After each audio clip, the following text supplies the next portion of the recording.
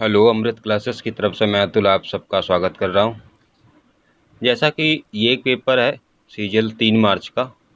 इसमें 25 अलग तरह के प्रश्न हैं जो डिफरेंट चैप्टर से लिए गए हैं, तो ये आपके लिए 25 नए कॉन्सेप्ट सीखने के तरीके हो सकते हैं। सीजीएल के जो अपकमिंग एग्जाम्स हैं, एसएससी के जो अपकमिंग एग्जाम्स हैं, उनमें किस तरह के प्रश्न आएंगे या टीसीएस के आने के बाद क्या बदलाव हुए हैं प्रश्नों की प्रकृति में, या फिर अगर आप नए हैं और तैयारी शुरू कर रहे हैं तो आपको ये समझना भी ज़रूरी है किस तरह के प्रश्न हमारी परीक्षा में पूछे जाएंगे। उसके लिए सभी प्रश्नों के कॉन्सेप्ट को डिटेल में चर्चा करूंगा और एक बेहतर तरीके से सारे के सारे सवालों को सॉल्व करेंगे। भाषा के लिए परेशान मत होइएगा, लिखा इंग्लिश में गया है पर मैं एक्सप्लेन हिंदी में करूंगा, प्रश्न को भी और इसके सॉल्यूशन को भी। पहला क्वेश्चन कुछ इस तरह है। ये एक अमृत पीवाईपी सीरीज जो कि प्रीवियस ईयर पेपर्स की सीरीज है, जिसमें हम बहुत सारे एग्जाम्स की प्रीवियस ईयर को कवर करेंगे, जैसे एसएससी के, अपकमिंग एनटीपीसी, ग्रुप डी के, उत्तर प्रदेश की स्टेट के जो भी एग्जाम्स हैं, जून असिस्टेंट और भी लेखपाल जैसे एग्जाम्स हैं, सेंटर पे जितने एग्जाम्स होते हैं उनको तो कवर करेंगे ही। तो आज स्टार्ट करते हैं सीजीएल के पेपर से। पहला क्वेश्चन जो है वो कुछ इस तरह है कि एक नंबर है 1005x4। हम अपना ज़्यादा से ज़्यादा समय सवाल को लगाने में ही लगाएंगे और कहता है कि ये जो नंबर ये 8 से डिविजिबल है। अगर ऐसा है तो द स्मॉलेस्ट इंटीजर बताओ। जो x की वैल्यू कुल मिला के हमसे पूछ रहा है वो भी सबसे छोटी छोटी से छोटी वैल्यू x से हमसे पूछ रहा है। हमें चेक करना होगा 8 से विभाज्यता का नियम। 8 से विभाज्यता का नियम ये कहता है कि किसी संख्या के अगर आखिरी के 3 अंक 8 से विभाज्य हैं तो पूरी की पूरी संख्या 8 से विभाज्य होगी। यानी कि अगर ये 5x4 8 से विभाज्य है तो ये पूरी की पूरी की संख्या 8 से विभाज्य होगी। और ऐसा नहीं है कि x के एक ही मान हो सकते हैं, x के कई मान हो सकते हैं जो आपको दिखाऊंगा, लेकिन हमें न्यूनतम मान चाहिए, x का न्यूनतम मान। ऐसा न्यूनतम मान जिसको रखने से इसमें रिमाइंडर ना बचे, इसमें शेष ना बचे। तो सबसे पहले हम x की जगह पे 0 रखते हैं। आप ऐसे सोचेंगे कि 50, ये 5 है तो 50 के ऊपर ही होगा या फिर 50 होगा। 8 से डिवाइड करेंगे तो 8 छंगा 48। अगर 50 होगा तो 2 बचेगा। क्या बचेगा? 2 बचेगा यहाँ पे, और 2 और 4 मिलके 24 हो जाएंगे और 8 त्रिक 24 हो जाएंगे। तो ये पूरा का पूरा कट जाएगा, 63 भागफल आएगा। इसके और भी मान हो सकते हैं, जैसे 0 की जगह हम 5 4 4 भी लिख सकते हैं। ऐसा करने पे देखो क्या होगा, 8 छंग 48, ठीक है, 6 बचेगा, 6 और 4 8 अठाई 64, ये भी हो जाएगा। ठीक है, तो कई मान हो सकते हैं इसके, लेकिन हमें क्या चाहिए था? Smallest integer. तो हमें क्या होगा? हमारा आंसर क्या होगा? 0। 0 रखने पर एक तो सेटिस्फाई भी हो जा रहा है और सबसे छोटा भी है। ठीक है, तो देखिए ये एक सीरीज के तहत सारे के सारे सवाल हैं और ये एक सवाल जो थोड़ा सा लंबा था, मुझे लगा इसको पहले से सॉल्व कर लूँ, लेकिन अभी देखो इसको कॉन्सेप्ट को समझो आप।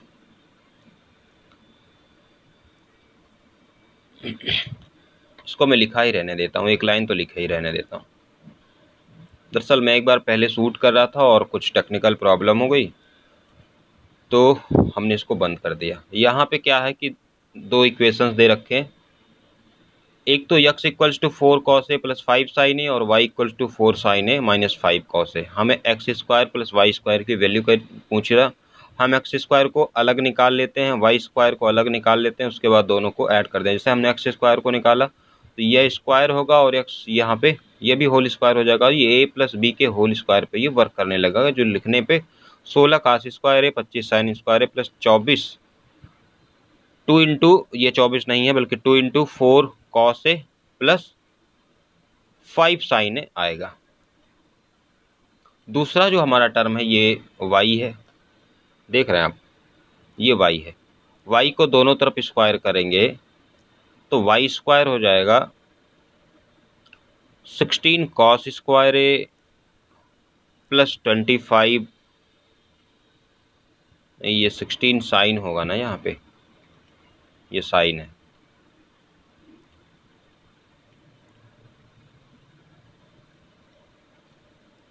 सिक्सटीन साइन स्क्वायर ए प्लस 25 कॉस स्क्वायर ए, और ये a माइनस बी के फॉर्मूले पे, तो 2 इंटू 4 साइन ए और इंटू 5 कॉस ए। देखिए इन तरह के सवालों में अगर आप पेपर में इतना लंबा लगाएंगे तो बहुत ज़्यादा टाइम लग जाएगा।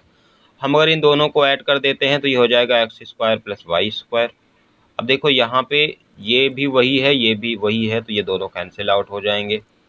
यहाँ पे देखो कि 16 कास स्क्वायर है और 16 साइन स्क्वायर है, इन दोनों में 16 कॉमन है और अंदर जो बचेगा वो कॉस स्क्वायर ए प्लस साइन स्क्वायर ए बचेगा, और इसका मान कितना होता है आपको मालूम है 1। यहाँ पर देखोगे 25 कॉस साइन स्क्वायर है और 25 कॉस स्क्वायर है, तो यहाँ पे भी 25 कॉमन ले लोगे तो अंदर बचेगा साइन स्क्वायर ए और दूसरे टर्म में बचेगा कॉस स्क्वायर ए। आप जानते हैं कि इसका मान क्या होता है 1 और इसका मान भी क्या होता है 1। क्योंकि अभी मैंने वेबकैम नहीं लगाया है तो आपकी नज़र मेरे पॉइंटर पर होनी चाहिए। X square plus Y square, इसका मान तो 1 ही हो गया, और 16 का गुणा 1 से करेंगे तो 16 ही आएगा 16, और इसका गुणा 25 का 1 से करेंगे तो 25 आएगा। 16 और 25 कितने हो गए 41। ये ट्रिग्नोमेट्री का बहुत ही आसान सवाल है, इसको बच्चे भी लगा सकते हैं, ठीक है। और ये जो सवाल है ये भी बहुत आसान ही है, इसलिए इसमें ज़्यादा दिमाग नहीं लगाना, बहुत सिंपल सी बात इसमें कह रखा क्या कि एक सर्कुलर गार्डन है, एक सर्कुलर गार्डन है जिसकी रेडियस हमको 42 मीटर दे रखा है। कहता है कि distance covered by running 8 rounds, एक राउंड जैसे चलेगा, एक राउंड चलेगा ऐसे ऐसे धीरे धीरे करके ऐसे ऐसे 8 चक्कर जब लगाएगा तो कितनी दूरी तय करेगा, हमें बस ये बताना है। तो एक चक्कर लगाने में कितनी दूरी तय करेगा, वो पेरीमीटर होगा 2 पाई आर, 2 इंटू 22/7 पाई की वैल्यू, आर की वैल्यू 42, तो ये 7×42, ये 44 गुणे 6 एक चक्कर का मान है, ठीक है। तो 8 चक्कर में कितनी दूरी तय करेगा, 8 चक्कर में दूरी तय करेगा 44 गुणे 6 और गुणे 8, तो कितना आएगा 44 गुणे 48। तो ये आप सॉल्व कर लोगे, ठीक है। नेक्स्ट क्वेश्चन जो है इसको मल्टीप्लाई कर लेना और कुछ नहीं करना इसमें, ये भी आसान सा सवाल है।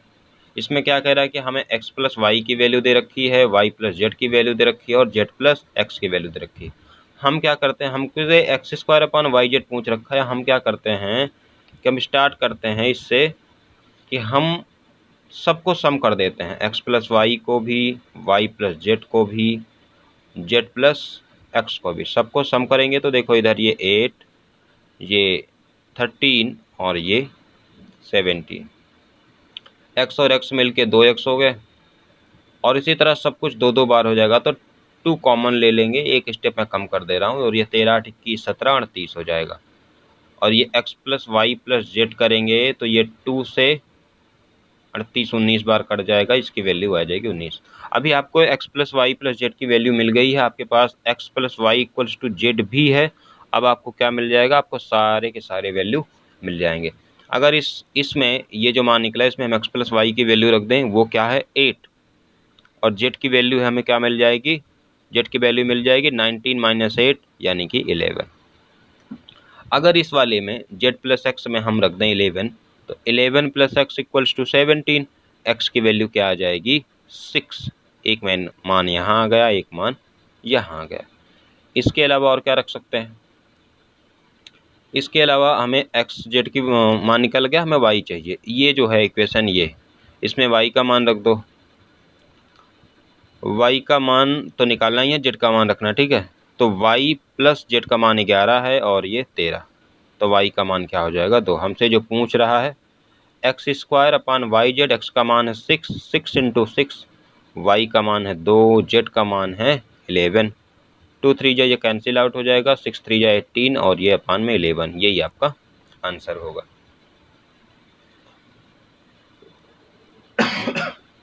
नेक्स्ट जो क्वेश्चन है,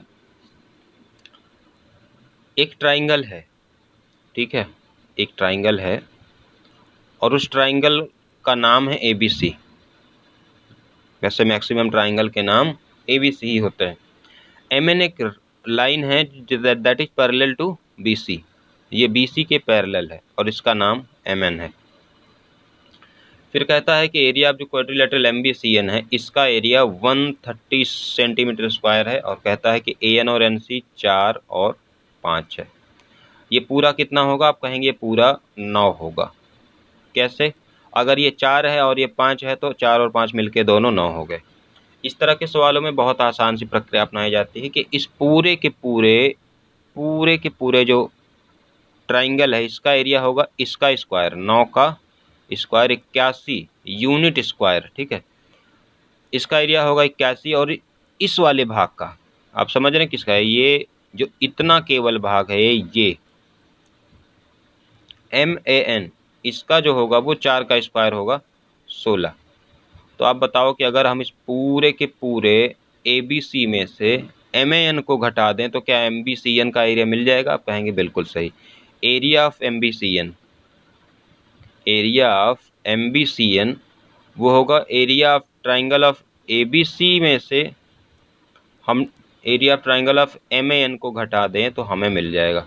MBCN जो गिवन था वो 130 है, टोटल एरिया यूनिट में 81 था, और ये MAN की एरिया 16 है, यानी कि 130 सेंटीमीटर स्क्वायर, और ये आएगा 65। अगर 65 की वैल्यू 130 है तो एक की वैल्यू कितनी होगी? 2 होगी, ठीक है। एक यूनिट की वैल्यू 2 होगी। तो ऐसे ही हमसे पूछ रखा है MAN के एरिया। MAN के एरिया देखो 16 यूनिट है, कितने?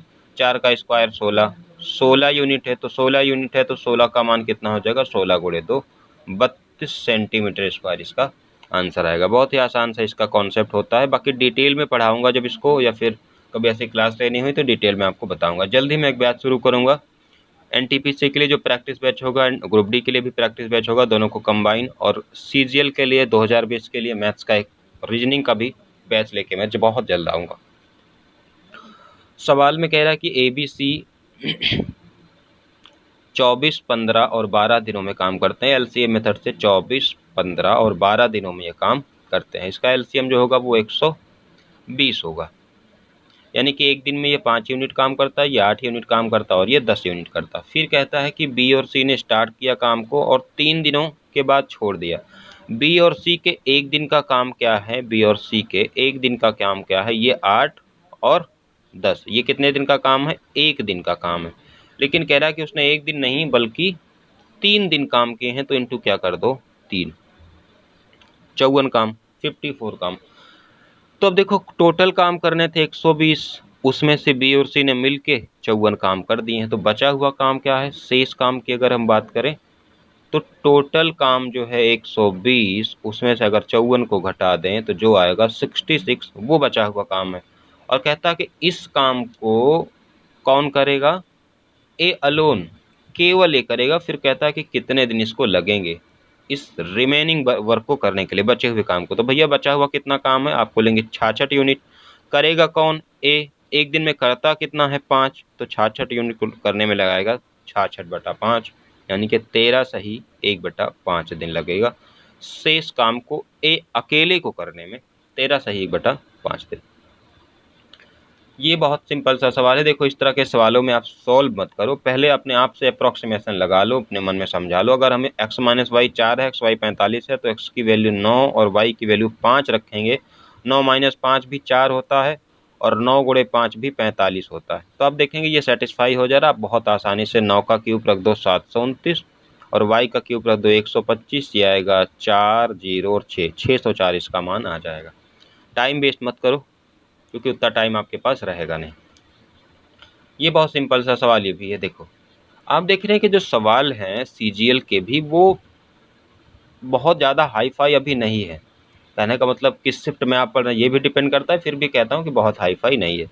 अ person sells an article at 10% below, एक आदमी है जो अपने सामान को उसको 10% कम पे बेचता है, यानी कि 10 का सामान वो 9 में बेचता है।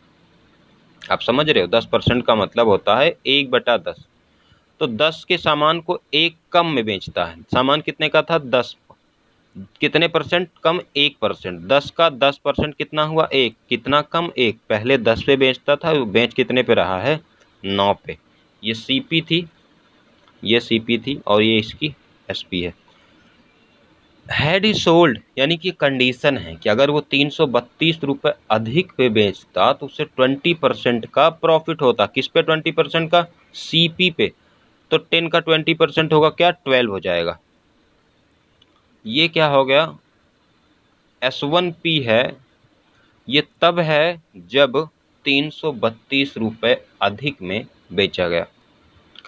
तो पहले कितने में बेचा जाता था, 9 यूनिट में, अभी कितने में बेचा जा रहा है, 12 यूनिट में। ऐसा क्यों हुआ, क्योंकि 332 रुपये ज़्यादा में बेचा गया था, इसलिए इस CP को 20% का फायदा होगा। किसी को डाउट है तो 10 का आप 20% निकालोगे तो 2 आएगा, और 10 और 2 कितने हो गए, ये 12, ये इसे हमने लिखा है। तो हमसे पूछ रहा है ओरिजिनल सेलिंग प्राइस। आपको मालूम है कि ओरिजिनल सेलिंग प्राइस क्या है, आप कहेंगे 9 यूनिट ही तो ओरिजिनल सेलिंग प्राइस है, क्योंकि उसने सेलिंग प्राइस को CP से 10% नीचे रखा था। अब ये 9, अब यहाँ पे आप देखो थोड़ा सा, 9 से 12 तक जाने में 3 यूनिट ज़्यादा लगे, यानी कि 3 यूनिट ज़्यादा लगने की वजह से 332 रुपये ज़्यादा लग गए। हमें निकालना 9 यूनिट की वैल्यू है, तो हम क्या करते हैं कि यहीं पे 3 गुणे 3 कर लेते हैं, ये हो जाएगा 9। इसका मतलब 332 को भी 3 से गुणा कर लेंगे तो 3 दूनी 6, 3 त्रिका 9 और 3 त्रिका 9, 996 रुपये उसकी ओरिजिनल सेलिंग प्राइस थी। बहुत साधारण सा सवाल है, कॉन्सेप्ट को समझो। पहले उस CP से बिलो कम करके बेचता है, फिर एक कंडीशन है, ये रियलिटी नहीं है, ये कंडीशन है कि अगर 332 रुपये ज़्यादा में बेचता तो उसको 20% का फायदा होता। अभी देखो नेक्स्ट क्वेश्चन, सवाल बहुत बेसिक लेवल पे ही है और इतना टाइम देने की अभी ज़रूरत नहीं है। 2 सिलेंडर्स हैं जिनके रेशियो का अनुपात है R1/R2 गिवन है, ये 3 और अपान 4, और उनकी हाइट्स भी गिवन है, H1/H2 भी गिवन है, वो गिवन है 4/9। तो उनके वॉल्यूम्स का रेशियो पूछ रहा है, यानी कि V1/V2। आपको मालूम है कि सिलेंडर का वॉल्यूम पाई R1² पहले के लिए तो 3 गुणे 3, पहले H1 यानी कि 4, दूसरा पाई ही होगा, R2 हमारा कितना है 4, तो R2² मतलब 4×4, H2 कितना है 9, 4 से 4 कैंसिल आउट हुआ, 3 त्रिका 9 से 9 कैंसिल आउट हुआ, पाई से पाई कैंसिल आउट हुआ, यानी कि V1/V2 जो आया 1/4 आया, यानी कि V1 और V2 का अनुपात कितना होगा, 1/4। यही सवाल का आंसर होगा। तो जो चीज़ें आपको समझ नहीं आ रही, थोड़ा सा उनको रिकैप करके देखिए, क्योंकि ये ऑप्शन आपके पास अवेलेबल है। जो चीज़ें आप नहीं समझ पा रहे उनको बार बार आप पीछे करके देख सकते हैं। हमारे लिए पीछे पढ़ाना ये टाइम वेस्ट ऑफ टाइम होगा और वीडियो भी लंबी हो जाएगी, आप भी बोर हो जाएंगे। ये सवाल थोड़ा सा अच्छा है, आपको समझना चाहिए। पहले कहता है कि एक ट्रेन है जो एक पोल को, ऐसे एक पोल लगा हुआ है जो जिस पे लाइट्स नहीं लगी रहती, पोल, ये एक पोल है, ठीक है। इस पोल को एक ट्रेन 12 सेकंड में पार करती है। आपको मालूम है कि ट्रेन की कुछ ना कुछ तो लंबाई होती ही है, कुछ लंबी होती है ना, इतनी छोटी तो होती नहीं है। तो ये ट्रेन इस पोल को 12 सेकंड में पार करती है। आप अगर दिमाग लगाएंगे तो आपको मालूम होगा कि ये ट्रेन इस पोल को नहीं, ये बल्कि अपनी ही पूरी लंबाई को पार करने में 12 सेकंड लगाती है। क्योंकि हम पोल को या स्टेशन पर खड़े आदमी को नगण्य मानते हैं, वो उसकी लंबाई को नगण्य मानते हैं। तो बेसिकली ये पार क्या कर रही है, एक अपनी ही लंबाई को। फिर कहता है कि एक पुल है जिसकी लंबाई 170 मीटर है, उसको पार करने में 36 सेकंड लगाती है। समझो कि यहीं जैसे इसने इसको पार किया, यहीं पे एक पुल था और इस पुल की लंबाई 170 मीटर है। इस पुल को पार करने में 36 सेकंड लगाती है। टोटल की बात कर रहा है, टोटल 36 सेकंड लगाती है। तो अगर ये टोटल 36 सेकंड लगाती है तो उसमें से 12 सेकंड तो उसने उस पर खर्च किए होंगे जो उसकी स्वयं की लंबाई है। क्योंकि जब इस पुल से ये गुजरेगी ऐसे तो अपनी लंबाई लेकर गुजरेगी ना, पूरी की पूरी लंबी ट्रेन ही गुजरेगी। यहाँ से जब उसका अगला हिस्सा आएगा तो यहीं पे ख़त्म नहीं होगी, बल्कि ये यहाँ तक जाएगा। ये लंबाई जो यहाँ पर है यही लंबाई यहाँ पर भी आएगी। और जब तक ट्रेन का पिछला हिस्सा इस पुल के आखिरी हिस्से को पार नहीं करेगा तब तक ऐसा नहीं माना जाएगा कि ट्रेन ने पुल को पार किया। तो उस 36 सेकंड में से 12 सेकंड तो उसने अपनी ही लंबाई को पार करने में लगा दिया, बाकी के 24 सेकंड से उसने पुल पार किया। तो यही 24 सेकंड काउंट होगा उसकी स्पीड के लिए। स्पीड क्या होता है, total distance apart total time, speed के लिए, ठीक है। टोटल डिस्टेंस 170 है और टाइम है 24 सेकंड। हाँ, ये मीटर है और ये पर सेकंड है। इसको आप सॉल्व कर लोगे, जो आंसर आएगा, जैसे कि ये सॉल्व करोगे 2 से तो 2 8 जा और 2 5 जा और ये 12, ये 7.08 मीटर पर सेकंड के अप्रॉक्स ये आएगा। क्वेश्चन नंबर 11 बहुत सिंपल सा सवाल है, फटाफट इसको देख लेते हैं। यहाँ पे एक डिवाइड का साइन है, बस बोल रहा है कि जहाँ पे प्लस है वहाँ पे माइनस कर दो, जहाँ पे माइनस है वहाँ पे प्लस कर दो, जहाँ भाग है डिवाइड है वहाँ गुणा और जहाँ गुणा है वहाँ भाग कर दो। तो 42 और माइनस की जगह प्लस करना है 12, गुणा की जगह भाग करना है 3, प्लस की जगह माइनस करना है, भाग की जगह गुणा करना है, प्लस की जगह सब कुछ अपोजिट करना है। ठीक है, तो 8 गुणे 2 और प्लस की जगह -15। अपान में भी देखेंगे तो 8 भागे 2 प्लस 4 -9 और गुणे 3। ये कैसे हो रहा है आपको मालूम होना चाहिए कि ये साइन चेंज है। यहाँ पे उसने बोल रखा इफ़, यदि ऐसा होता तो इसका मान बताओ। तो अब देखेंगे 42 और ये 3 चौका 12 -16 और 15। -16 क्यों, 8 गुणे 2 हुआ है। 8 को 2 से भाग करेंगे 4, 4 + 4 और -27। तो 42 4 46, 46 16 15 31 ये जुड़ के हो गया और ये 4 4 8 और 8 में से 27 कम हो जाएंगे। 46 में से 31 घटाओगे तो 15 और 8 में से 27 घटाओगे तो -19, यानी कि इसका आंसर आ जाएगा -15/19। सिंपल सा ये सवाल है, लेकिन अभी अच्छे अच्छे सवाल भी इसमें पूछे जा रहे हैं। ये सवाल देखो, अच्छा सवाल है प्रॉफिट लॉस का। ये कहता है कि एक शॉपकीपर है और वो अपनी चीज़ों को इस तरह सेट करता है जैसे खरीद के लाता है और उसको उसकी मार्केट प्राइस इस तरह तय करता है कि उस पर 28% का डिस्काउंट देता है, उसके बावजूद वो 12% का लाभ उठा लेता है। ऐसा कई बार होता है कि हम शॉप पे जाते हैं तो जैसे उस पर लिखा रहता है 500, फिर हमको कस्टमर 10% का कस्टमर को डिस्काउंट देके 450 का बेचते हैं। लेकिन आपको मालूम है कि इस 450 में भी उसका फ़ायदा होता है, मतलब वो कहीं ना कहीं इसको 400 350 में ख़रीदा होगा, यानी कि मार्केट प्राइस को उसने टैग जो लगाया 500 का लगाया, 10% का डिस्काउंट दिया, इतने में बेचा, फिर भी उसको 50 का फ़ायदा हुआ। यही बात कह रहा है। तो यहाँ पे MP/CP जो होगा वो 100 माइनस डिस्काउंट और अपान 100 प्लस प्रॉफिट पे होगा। 100 माइनस डिस्काउंट का मतलब 100 माइनस 72, 100 माइनस 28 और 100 प्लस प्रॉफिट का मतलब 100 प्लस 12। 100 माइनस 28 करेंगे तो ये 72 और ये 112। इसको आप सिंप्लीफाई करेंगे तो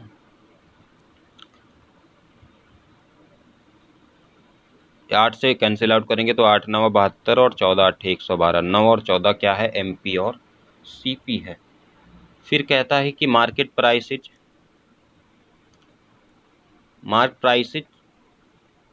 224।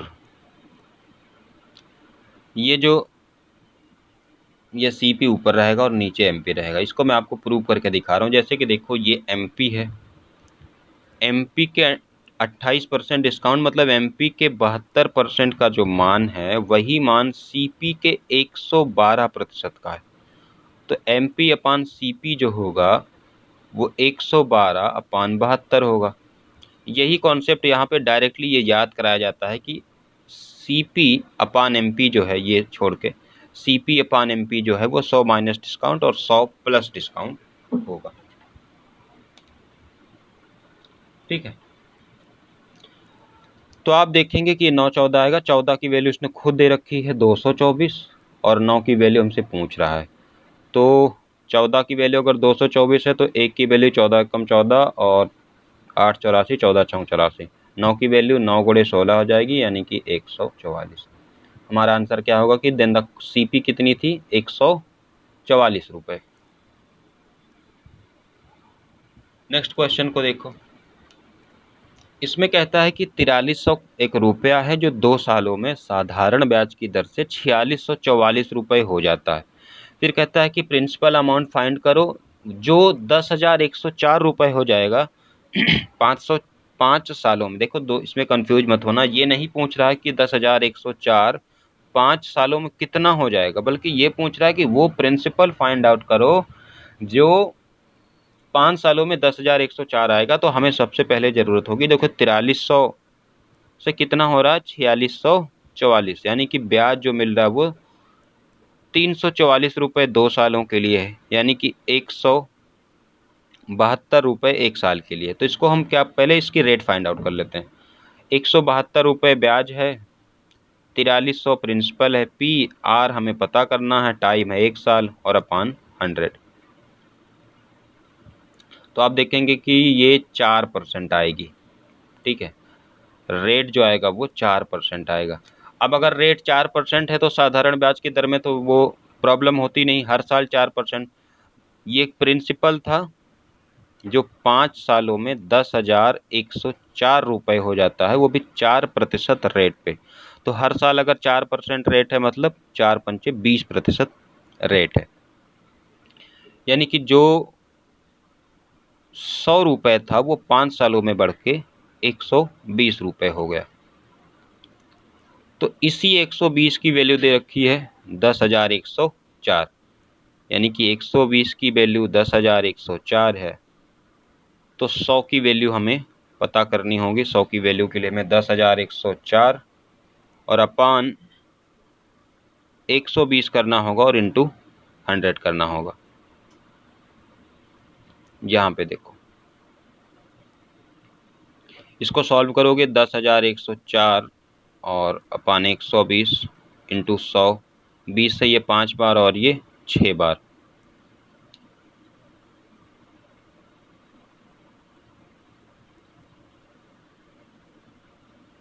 तो ये 1684 1684, और इसको 5 से गुणा करोगे तो ये आ जाएगा 5 चौका 20, 5 अठे 40, तो 42, और यहाँ 4 और यहाँ 8, 8,420 रुपये इसका आंसर आएगा। बहुत सिंपल सी बात थी क्या, 4300 रुपये थे, ये 2 सालों में 4644 हो गए, यानी कि 2 सालों में ब्याज कितना मिला, 344, यानी कि 1 साल में ब्याज कितना मिला, 172। जिसका 1 साल का ब्याज 172 रुपये हो, जिसका प्रिंसिपल 4300 हो, टाइम 1 साल हो, उसका रेट हम पता कर सकते हैं। रेट हमें मिला 4%। ये एक प्रिंसिपल ऐसा था जो 5 सालों में 4% के रेट से 10,104 हो जाता है। SI अगर 4% है तो 5 सालों में 4 पंचे 20%। 20% का मतलब जो चीज़ 100 रुपये की थी वो बढ़ के कितनी हो गई, अभी 120 की हो गई, और इसी 120 की वैल्यू हमको दे रखी है 10,104। तो 120 की वैल्यू 10,104 है, तो हम वहाँ से 100 की वैल्यू फाइंड आउट कर सकते हैं। अगला जो क्वेश्चन है वो इजी क्वेश्चन है, इसमें थोड़ा सा दिमाग लगाना है बस।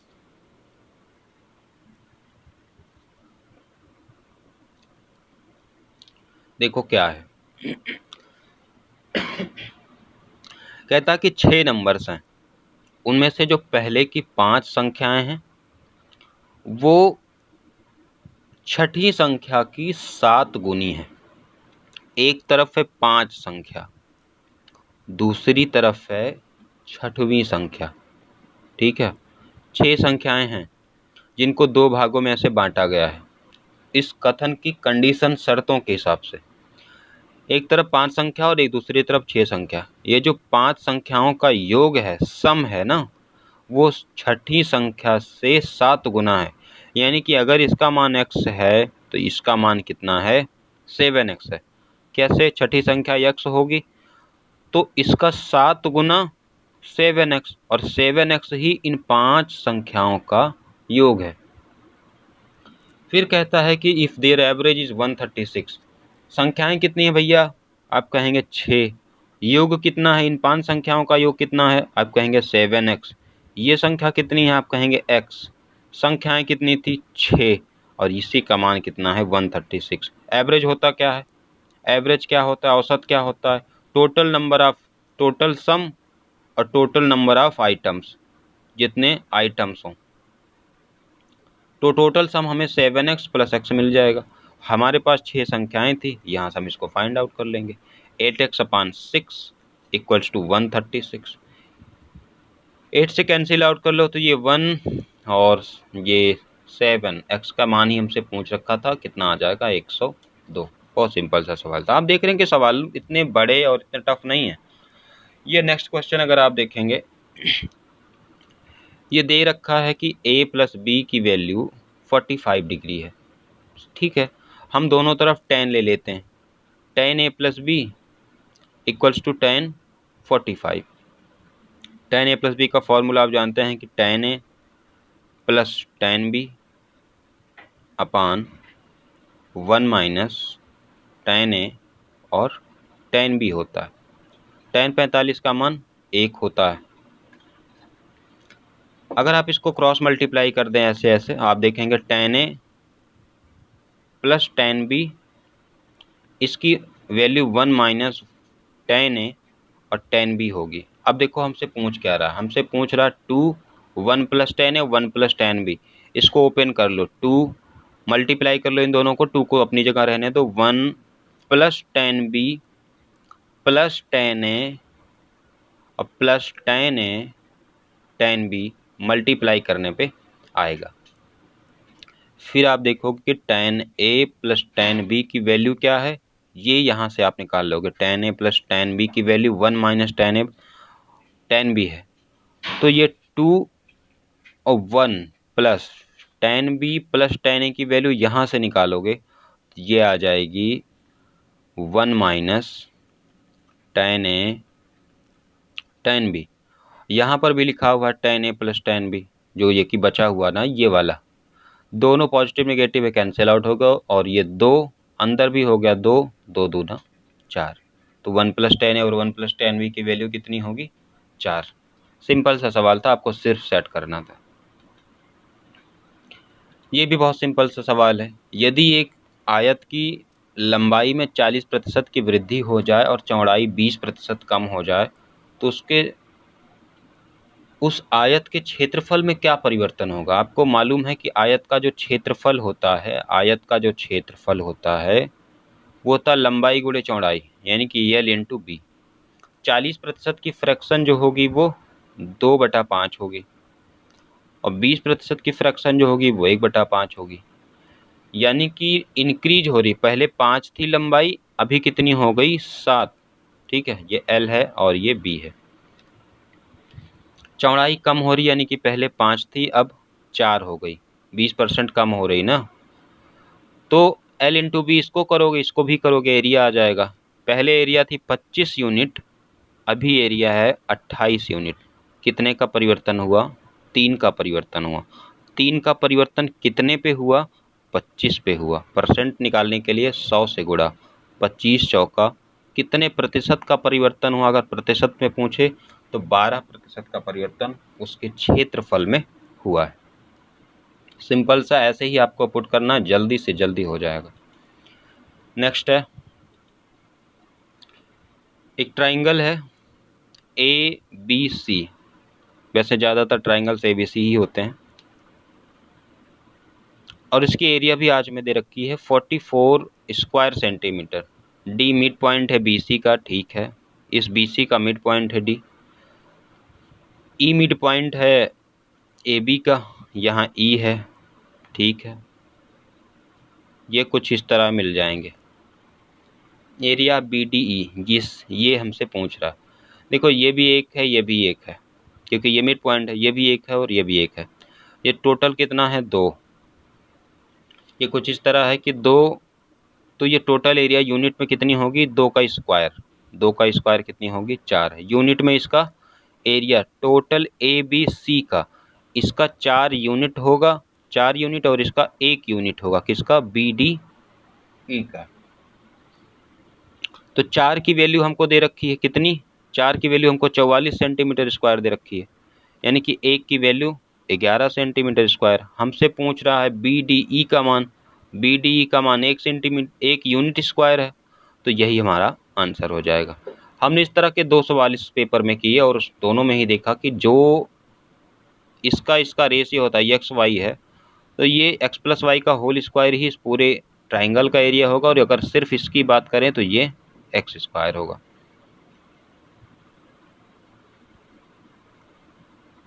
अगला सवाल है, अगर ए लाई करता है पहले क्वाड्रेंट में, यानी कि ए अगर पहले चतुर्थांश में स्थित है और 6 tan a बराबर 5 है, तो आपको वैल्यू निकालनी है 8 sin a minus 4 cos a और 8 sin a minus 4 cos a, और अपान में निकालना है cos a plus 2 sin a। आपको कुछ नहीं करना है, सबको cos से भाग दे दो, दोनों में, अंश में भी और हर में भी। तो ये cos से भाग दोगे तो 8 tan a बन जाएगा, और ये 4 cos a ख़त्म हो जाएगा, अपान cos a ये भी 1 आ जाएगा, और ये 2 tan a। ये कैसे और आपको मालूम चल रहा है ना, बहुत आसान सी बात है। cos से भाग देंगे तो ये 8 sin a upon cos a कर रहा हूँ इसमें सभी में, इसमें 4 cos a upon cos a कर रहा हूँ, सेम इसी तरह। तो ये cos a कट जाएगा, sin a upon cos a tan a हो जाएगा, उसी को हमने यहाँ पे tan a लिख दिया, यहाँ पे 1 लिख दिया, कुछ लिखा ही नहीं। तो 8 tan a आ गया, और tan a की वैल्यू क्या दे रखा है, अगर 6 tan a इक्वल्स टू 5 है, इसका मतलब कि tan a की वैल्यू 5/6 है।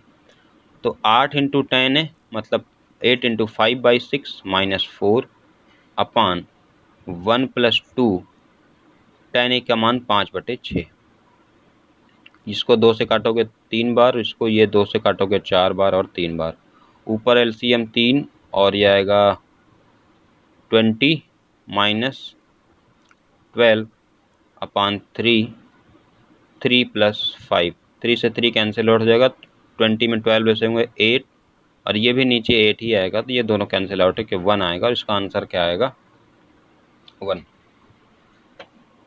ये भी बहुत सिंपल सा सवाल है।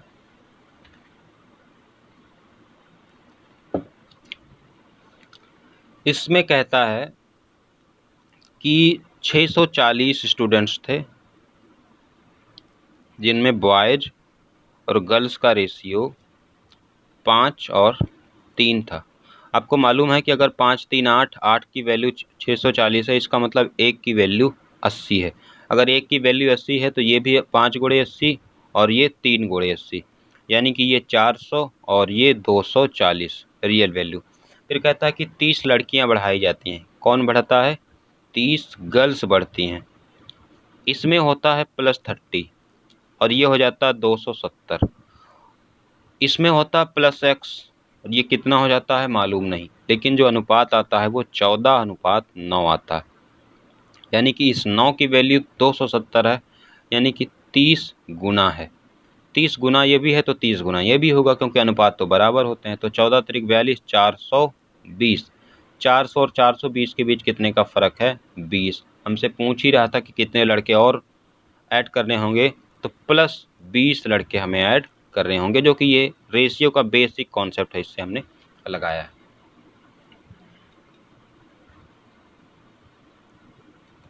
ये क्वेश्चन है कि ABC 3 बिंदु हैं किसी वृत्त पर, जिनकी 2 जीवाएं ABAC सेंटर पर 110 और 130 डिग्री का कोण बना रही। ये एक वृत्त है, ठीक है। इसमें 2 जीवाएं हैं, एक तो AB है और एक AC है। AB और AC ये सेंटर पे कोण बना रही हैं दोनों। कितने का, ये बना रही 110 का और ये बना रही 130 का। फिर आपसे पूछा है कि एंगल BAC कितना होगा, ये C है, ये वाला एंगल आपसे पूछ रखा है। ये बहुत सिंपल सी बात है, देखो ये भी रेडियस है, ये भी रेडियस है, और ये भी रेडियस है। तो रेडियस अगर ये ट्रायंगल हो गया AB और ये O, दोनों AO और BO समान भुजाएं हैं, तो समान भुजाओं के सामने के कोण भी समान होते हैं। ये 110 हो चुका है, बाकी बचा 70 है, यानी कि ये 35 है और ये भी 35। इसमें 130 है, ये भी सेम है, दोनों ही त्रिज्याएं हैं। 50 बच रहा है, ये 25 होगा और ये भी 25 होगा। तो हमसे BAC पूछ रहा है, यानी कि BAC का मान क्या होगा, एंगल BAC एक तो 35 डिग्री और प्लस 25 डिग्री, टोटल कितनी होगी 60 डिग्री।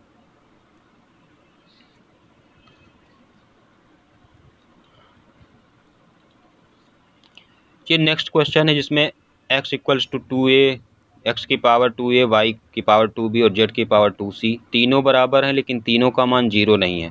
और दूसरा हमें दे रखा है कि एक्स स्क्वायर की वैल्यू yz है। हमारे पास 6 वेरिएबल्स हैं और 2 इक्वेशंस हैं। 6 वेरिएबल्स हैं और 2 इक्वेशंस।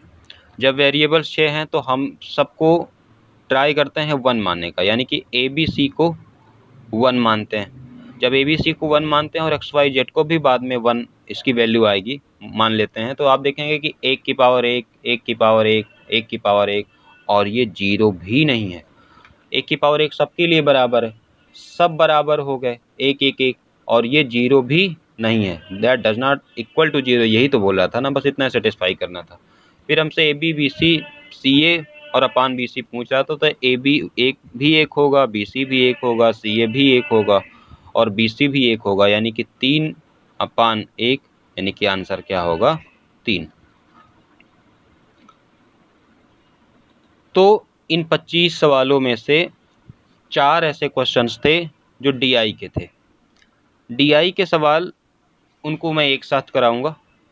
जितने भी DI के सवाल हैं 18 या 20 सेट होंगे, यानी कि 18 चौका 72 या फिर 75 80 ऐसे ही कुछ सवाल होंगे जो DI के होंगे।